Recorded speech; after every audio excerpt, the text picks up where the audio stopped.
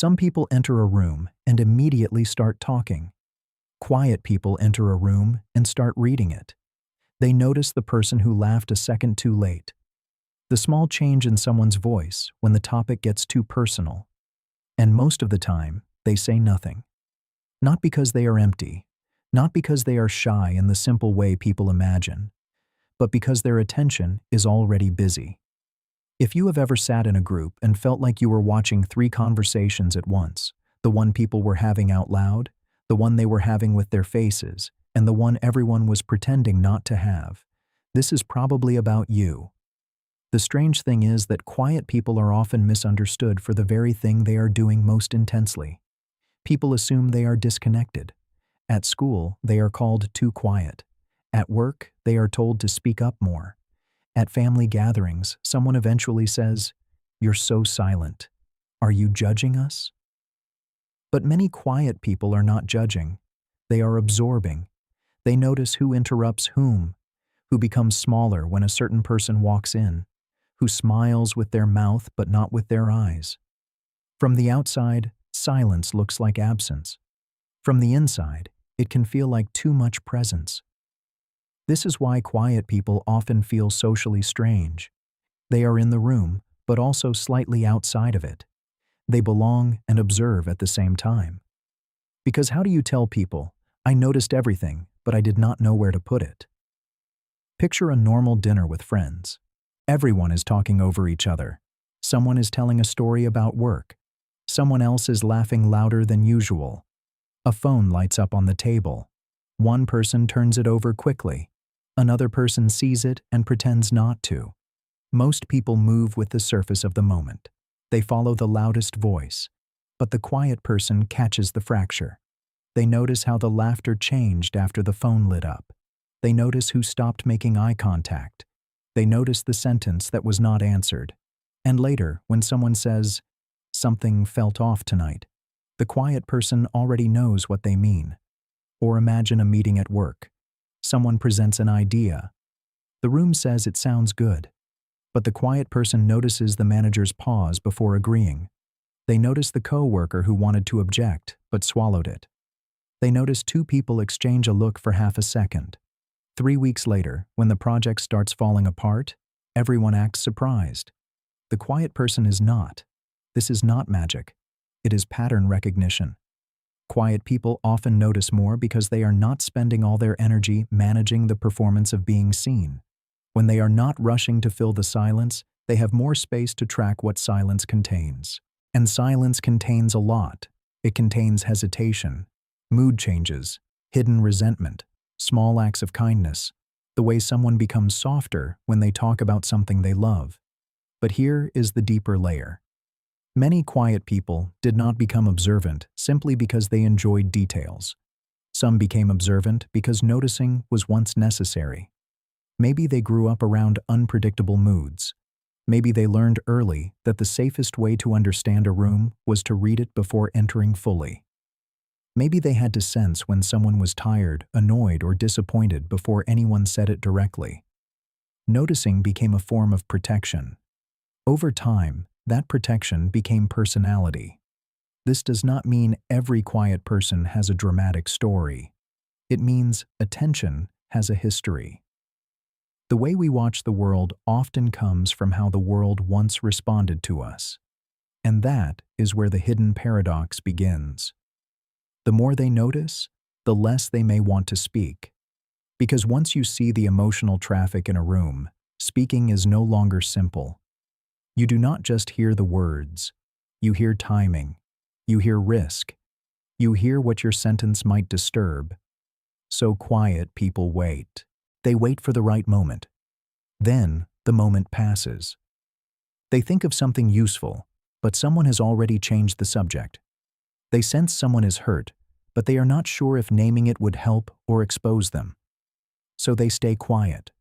Then people read that silence as indifference. This is the paradox. Quiet people may care so much about what is happening beneath the surface that they appear not to care at all. They are not always silent because they have nothing to contribute. Sometimes they are silent because they are holding too much context. and that can make them feel unseen. They may understand others with unusual accuracy, yet feel that few people understand them. When a loud person becomes quiet, everyone asks what is wrong. When a quiet person becomes quieter, people assume that is just who they are. Modern culture makes this sharper.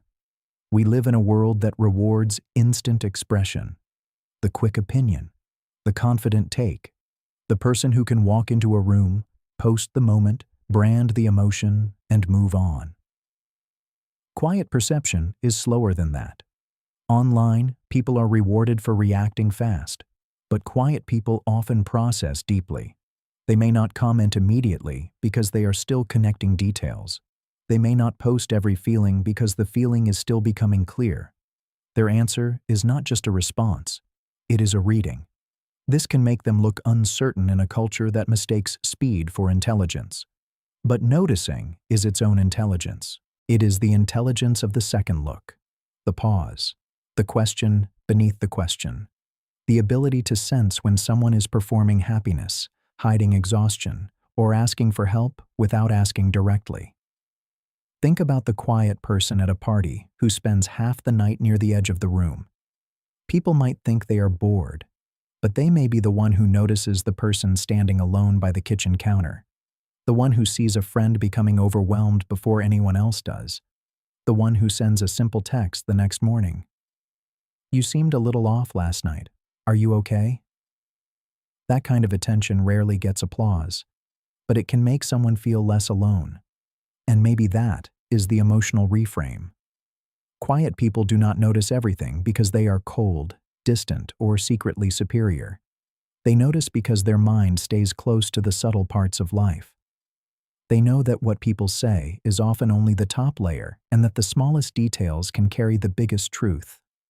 A delayed reply, a nervous laugh, a room that changes when one person enters, a sentence that starts with "I'm fine" and ends with silence. To quiet people, these are information. But the challenge is learning that not everything you notice is yours to carry. You can see tension without becoming responsible for fixing it.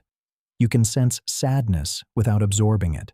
You can understand people deeply without disappearing inside their emotional weather. Many quiet people confuse awareness with obligation. They notice someone is uncomfortable, so they adjust. They notice someone is upset, so they shrink. They notice conflict, so they become careful. After years of this, they may become experts at reading rooms and strangers to their own needs. So the real growth is not to stop noticing. It is to notice yourself too. Notice when you are tired from tracking everyone else. Notice when your silence is peace and when it is fear. Notice when you are choosing not to speak and when you are abandoning your own voice to keep the room comfortable. Because your perception is valuable, but your presence is valuable too. You do not have to become loud to be real. You do not have to explain every thought to prove you have one. Sometimes, the most powerful thing a quiet person can do is speak one honest sentence at the right moment. Not a speech, not a dramatic confession. Just one clear sentence that lets the world know you are not only watching life happen, you are in it.